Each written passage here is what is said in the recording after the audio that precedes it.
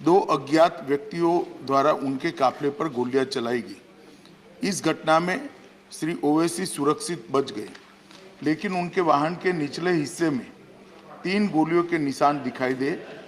उक्त घटना को 3 गवाहों द्वारा देखा भी गया।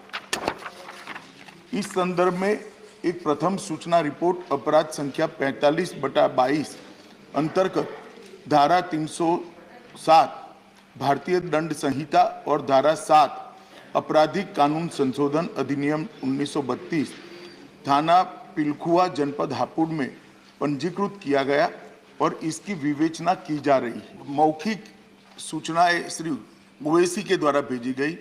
उन्होंने अभी भी सुरक्षा लेने से इनकार किया है।